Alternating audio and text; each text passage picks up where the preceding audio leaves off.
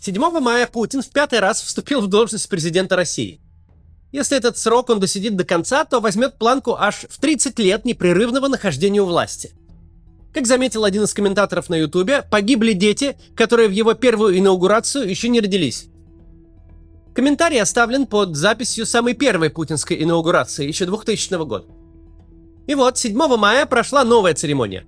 Это не просто дань сложившейся традиции, когда раз в несколько лет, по весне, Путина торжественно сменяют Путиным. Суть церемонии еще и в произнесенных в ходе действия словах. Произнесенных как президентом, так и его окружением. Например, в этот раз патриарх Кирилл прямо пожелал Путину пожизненного правления. Ну, и с дерзновением скажу, дай Бог, чтобы конец века и был означал конец вашего пребывания во власти. На удивление интересной оказалась и новая инаугурационная речь президента. В 2000, 2004, 2012 и 2018 годах спичрайтеры писали примерно одно и то же. Путин раз за разом говорил про права и свободы человека и гражданина. А зрители в Андреевском зале Большого Кремлевского дворца ему одобрительно аплодировали. И ведь было чему. Целую речь прочел Путин про права и свободы и ни разу не засмеялся. Теперь же стилистика и тематика выступления оказались другой. Это и обсудим.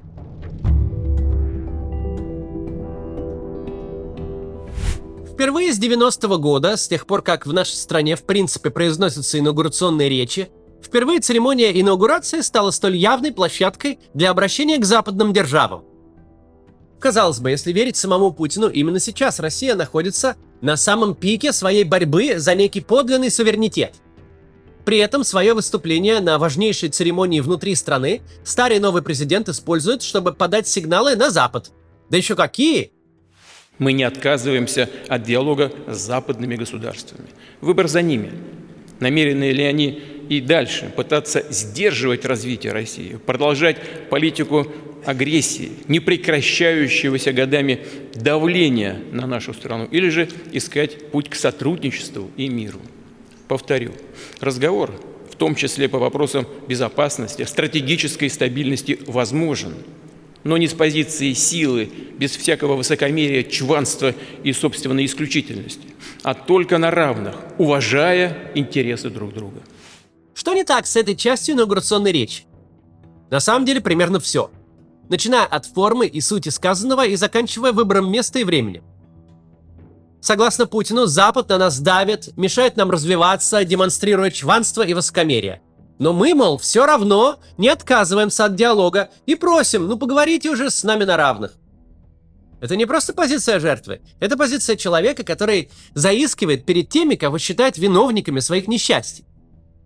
Сама по себе идея, что Запад препятствует развитию России, это набившее оскомину нытье, нужное лишь за тем, чтобы скрыть собственную некомпетентность и казнократство. Сама риторика в духе «вы все там сатанисты, вырожденцы, русофобы, вы всю жизнь нам испортили, пожалуйста, поговорите с нами как равный с равным» — это риторика тех, кто напрочь лишен самоуважения. С теми же, кто самоунижается в день собственной инаугурации, на равных уж точно разговаривать не будет никто и никогда. Пример равного разговора вот прямо сейчас демонстрирует Китай во время зарубежного турне Си Цзиньпиня. Мы не будем здесь обсуждать, насколько правильная или неправильная китайская модель. Просто констатируем факт. Китайская Народная Республика – это 5-я часть мировой экономики.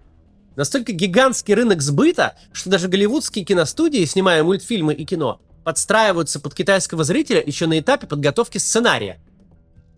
Генсека китайской компартии сейчас принимают на Западе именно так, как Путин хочет, чтобы принимали его, как одного из тех людей, кто определяет не региональную, но глобальную политику. Тем интереснее вот эта реплика из инаугурационной речи. Вместе с партнерами по евразийской интеграции, с другими суверенными центрами развития мы продолжим работу по формированию многополярного миропорядка, равной и неделимой системы безопасности. Очень хотелось бы узнать, что в действительности думают об этом партнеры по евразийской интеграции. С одной стороны, к успехам путинской дипломатии можно отнести расширение БРИКС. С другой стороны, а согласны ли евразийские партнеры с утверждением, что они и Россия вместе создают аж новый миропорядок? Или же они видят, как наша страна подставилась, как потеряла рынки на Западе и находит в этом свою выгоду, как, например, Индия? Дойная корова, в принципе, тоже может говорить не «му», а «мы». Мы с доярками и председателем колхоза договорились, решили и постановили. Мы определяем облик современного молочного хозяйства. Такая корова – настоящий подарок для тех, кто ее доит. В сложном мире, который стремительно меняется, мы должны быть самодостаточными и конкурентоспособными. Открывать для России новые горизонты, как уже не раз бывало в нашей истории. В этом Путин прав. Да, Россия должна быть самодостаточной. Да, должна быть конкурентоспособной. Но как-то Путин этому не способствует совсем. Спустя четверть века его власти, спустя 2 с лишним года войны, наша страна максимально от конкурентоспособности дистанцировалась. Политика путинской России напоминает поведение зависимого человека. США и Европа то становятся объектами всепоглощающей ненависти, то иррационального благоговения и поклонения. Прям как в одном советском кино. Я 3 дня гналась за вами, чтобы сказать, как вы мне безразличны. Но, конечно, не только с Европой и США так. Про Китай и другие крупнейшие страны глобального юга российский президент при любом удобном случае спешит заявить: «Да-да, я с ними в одной команде. Смотрите, я вместе с ними». Мы были и будем открыты к укреплению добрых отношений со всеми странами, которые видят в России надежного и честного партнера. И это действительно мировое большинство. Загнав россиян в войну, в которой невозможно победить, устроив для нашей страны свой Вьетнам, только в десятки раз хуже, сделав это, Путин вручил рычаги давления на Россию всем, кому не попадя. Есть такой дискурс в СМИ, мол, до 2022 года у Российской Федерации не было некоего подлинного суверенитета, и она добыла его себе на поле боя. На практике же, до тех пор, пока наша страна воюет в Украине, судьбу России обсуждают между собой лидеры Запада и Востока, в том числе и без участия самой России. Ход и характер войны определяют Вашингтон, Брюссель, Париж, Лондон, Анкара, Пекин, Пхеньян и Тегеран. Одни могут наращивать или сокращать поставки для Украины, другие для России. США, НАТО и Евросоюз с одной стороны, Китай, Северная Корея, Иран с другой. И те, и другие своими поставками или не поставками держат руки у России на горле. Еще в прошлом году топовый российский военный эксперт Михаил Ходоренок выдвинул целую теорию. Мол, одни только США могут спокойно передать Украине столько вооружений, что война почти моментально окончится решительной победой ВСУ. Но злые американцы специально дают оружие и военную технику Украине дозированно, чтобы боевые действия дольше изматывали и ослабляли Россию, ее армию и экономику. Казалось бы, такая картина мира должна быть унизительной для великого геостратега Путина. Получается, что своей спецоперацией он просто поставил государство под внешний контроль. Но теория Ходоренка активно обсуждалась не на каком-нибудь дожде или живом гвозде, а на пропагандистском телевидении и радиостанциях. Потому что норму задает сам царь, который до того велик, что все его обманывают, крутят им как хотят. Никто не уважает и не признает равным себе. А ведь просит он признать себя ровней, потому что ничего не может требовать.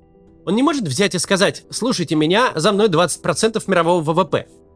За Путиным разве что 20 лет упущенных возможностей. С другой стороны, у него есть атомное оружие.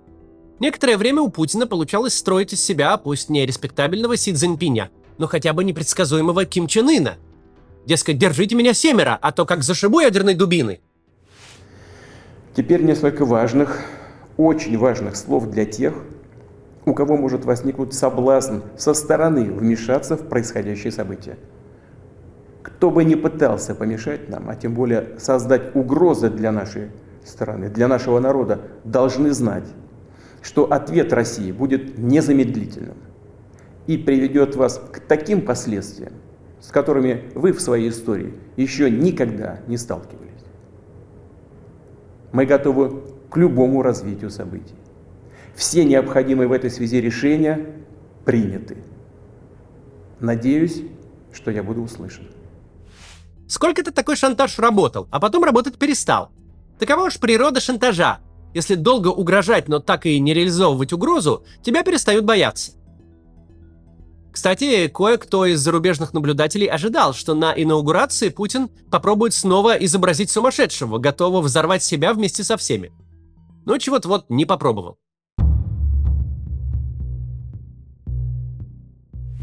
Конечно, 7 мая Путин говорил не только о внешней политике. Основное место заняли дежурные слова про историческую память и взгляд в будущее. Такие слова, в принципе, обязательны для инаугурации любого президента в любой стране мира. Интереснее то, чего Путин не сказал. Впервые ни слова не произнесено про вовлечение гражданского общества в управление страной, про охрану прав и свобод человека, конституционного и демократического строя России. И если в 2012 и 2018 году все это было и звучало как бесстыдное лицемерие, то в этом году не прозвучало никак, даже формально, чтобы соблюсти приличие. Было в речи заимствованное у Александра Солженицына понятие народосбережения. Путин многие годы активно использовал это слово в своей риторике, но в этот раз решил изменить его смысл. Уверен, мы достойно пройдем через этот трудный, рубежный период. Станем еще сильнее и обязательно реализуем долгосрочные планы и масштабные проекты, направленные на достижение целей развития. А это прежде всего народосбережение. Уверен, что поддержка многовековых семейных ценностей, традиций и впредь будет объединять общественные и религиозные объединения, политические партии, все уровни власти. По логике, сбережение народа предполагает бережное отношение к уже живущим в стране людям, а не поддержку традиционных семейных ценностей, что само по себе дело-то хорошее, но в нынешнем контексте звучит буквально как фраза «бабы новых нарожают». Кстати, эту фразу часто приписывают маршалу Жукову, хотя он ее никогда не произносил. А вспомнил я об этом вот почему. Среди тех Z-военблогеров, которых пока еще не заставили заниматься самоцензурой, пошло что-то вроде нового мема. Современная российская армия, пишут они, это как если воплотить наяву фильмы Никиты Михалкова про заградотряды, штрафбаты и бухих офицеров, которые гонят людей, как скот под пулемет.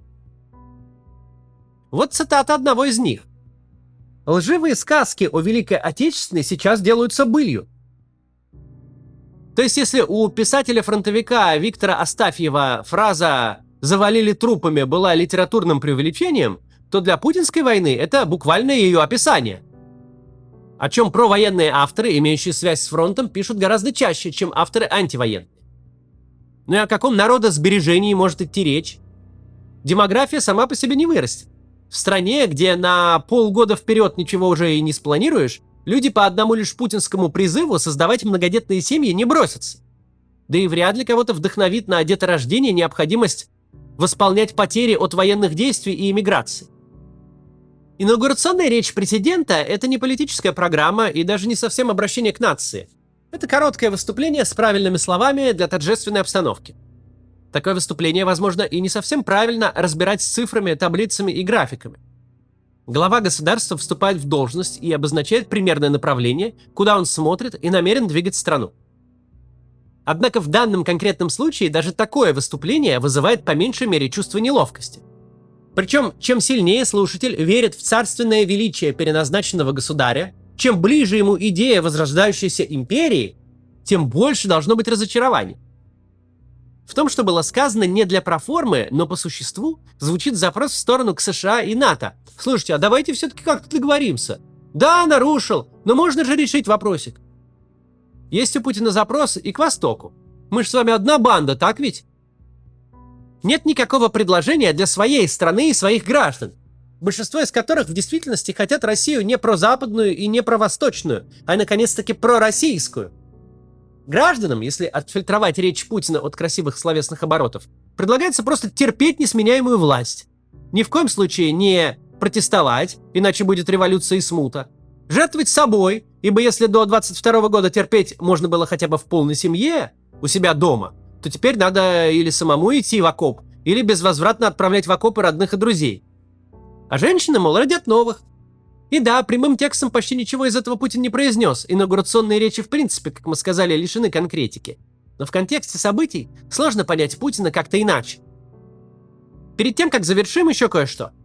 Редакция нашего канала продолжает следить за телеграм-каналом «Путь домой», как и за другими крупными каналами, посвященными мобилизованным и их родным. За 1,5 года и у авторов, и у аудитории произошла очевидная радикализация. Просьбы сменились требованиями вернуть мужчин домой. Неисполнение требований приводит к протесту. Бытовой протест превратился в антивоенный и сейчас перерастает в политический. Жен, матерей и детей мобилизованных пропагандисты называют иностранной агентурой, но тем некуда деваться. Просто смириться с потерей близких они не могут.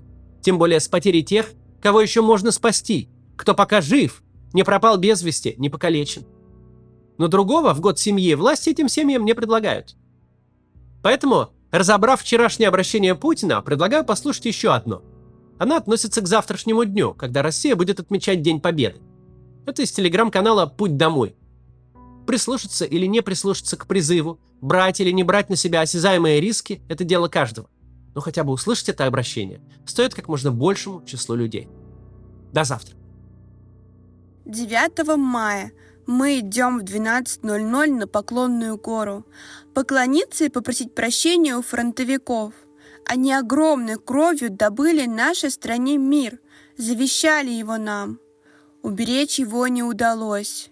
Более 800 дней идет война не война, специальная операция. Без смысла, но с постоянно меняющимися целями. Почти 600 дней, бессрочно, фактически без права на жизнь и здоровье, эту не войну вытягивают на себе мобилизованные. Гражданских людей превратили в топливо для военной машины. Зачем? Только лишь за тем, чтобы наследники победителей убивали других наследников победителей. Там, где 80 лет назад русский и украинец стояли плечом к плечу, сейчас их потомки уничтожают друг друга. А соловьи в федеральном российском эфире рассказывают, что так надо. Подливают маслица в огонь, разжигают пламя ненависти к соседней стране и призывают быть равнодушными к своим же согражданам, которые там гибнут. Герои былых времен, если они видят это с небес, проклянут нас, если мы ничего с этим не сделаем. Да, мы проспали ночь с 23 на 24 февраля 2022 года. Но 21 сентября, когда пришли к нам домой, когда насмерть забрали наших родных, мы проснулись. И уже 1,5 года мы не можем спать, зная, что в любую секунду наши любимые могут получить увечья или погибнуть. Мы знаем, что вдали от дома они не защищают нас. Они нужны нам дома, чтобы защитить нас здесь. От судьбы вдовы, судьбы сироты и матери без сына. От беззакония и предательства, которые мы ощущаем со стороны властей каждый день. Как и прежде, нам некуда отступать. Нам нечего ждать. Мобилизация бессрочная. Мы идем протестовать, взяв в руки гвоздики и портреты фронтовиков из наших семей. Пусть они незримо помогут нам. Надевайте белые косынки или кепки, панамки. Берите портреты ветеранов и присоединяйтесь к нам. Мы идем не только за наших любимых, но и за каждого, кому грозит новая мобилизация. Напомним, мы хотим не ротации, а приказа о демобилизации. Мы за мир для каждой семьи, и поэтому просим каждого поддержать нас.